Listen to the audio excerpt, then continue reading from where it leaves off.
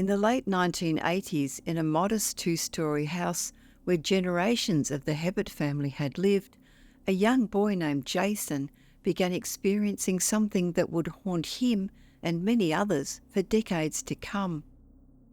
Jason was only 5 or 6 years old in 1988 when he first encountered what he would come to call the Bloody Man.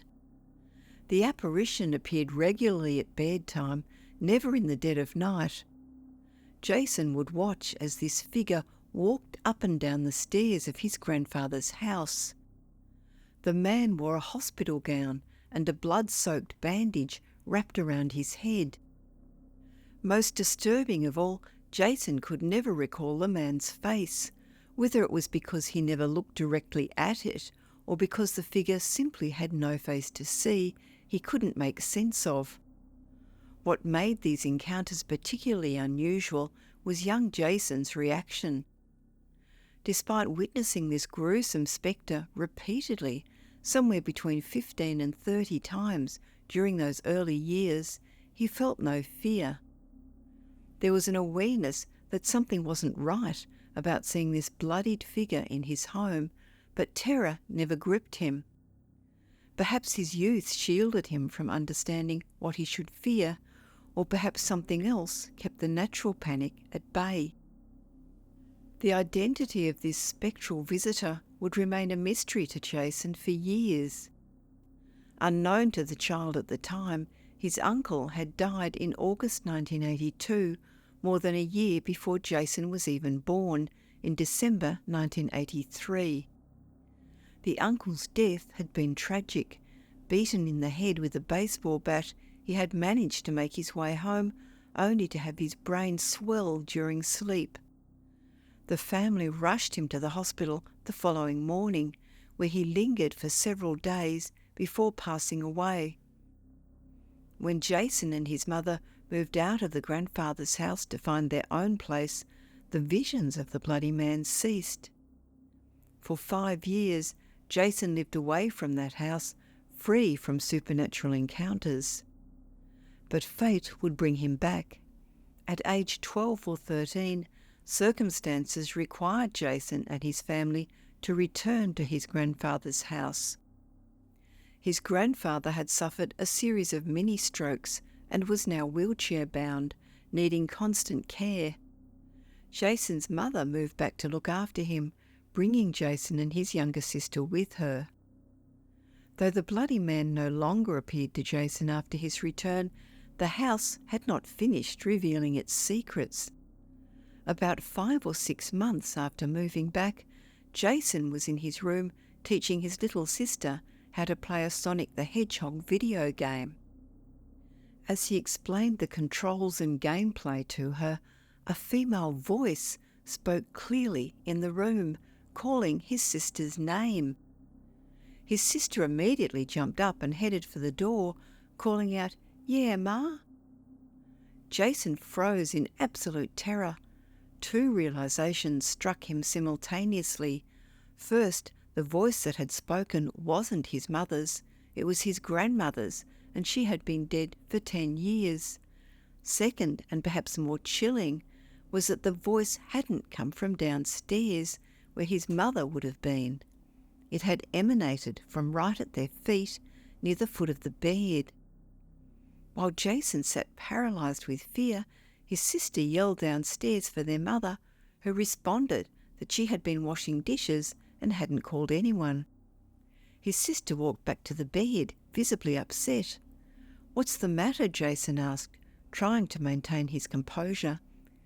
"I hate those stupid stairs," she replied. "The Bloody Man is scary." A chill ran down Jason's spine. He immediately began questioning her.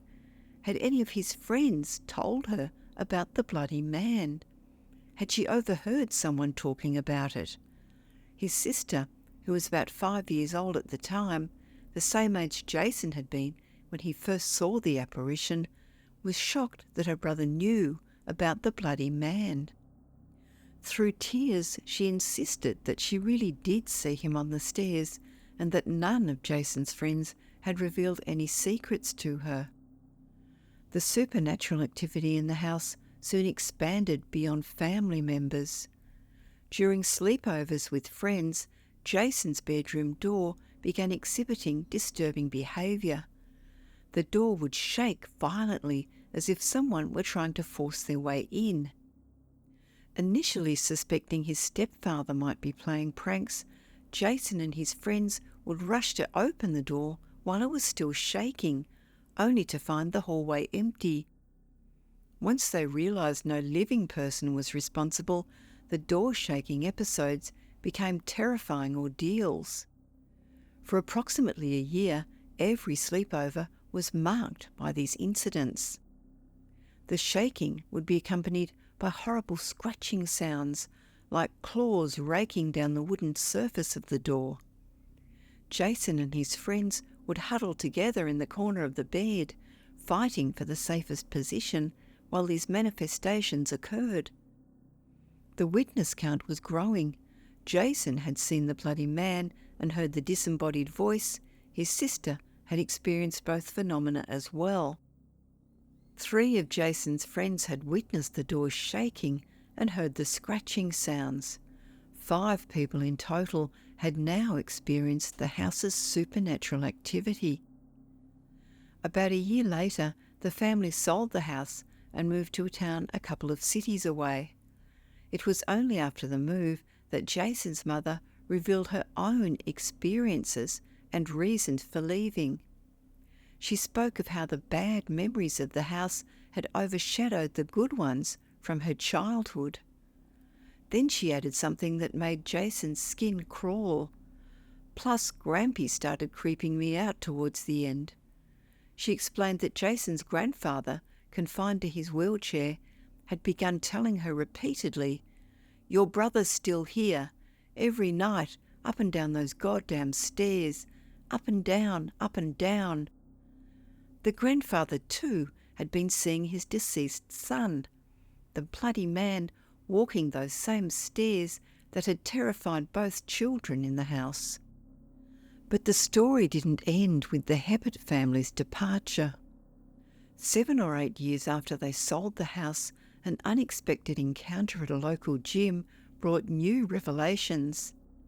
The man who had purchased the house spotted Jason's uncle, another uncle still living, and approached him aggressively, demanding to know what the hell is in that house.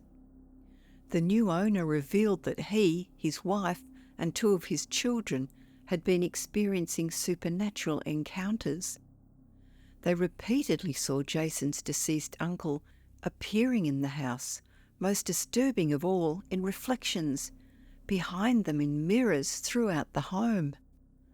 Intrigued by this development, Jason made it his mission to walk past his old home, hoping to catch one of the current residents and learn more about their experiences. Eventually, he encountered the family's youngest son leaving the house. Jason introduced himself and inquired about what they had witnessed. The young man explained that while he had been too young to remember much from when they first moved in, his mother, father, and 2 older brothers had all seen the figure of Jason's uncle. The apparition would appear behind family members in any mirror in the house. Their solution had been to remove all mirrors from the home, which apparently stopped the sightings. This detail puzzled Jason, as mirrors had played no role in his own experiences or those of his family. Nevertheless, it added 4 more witnesses to the growing list.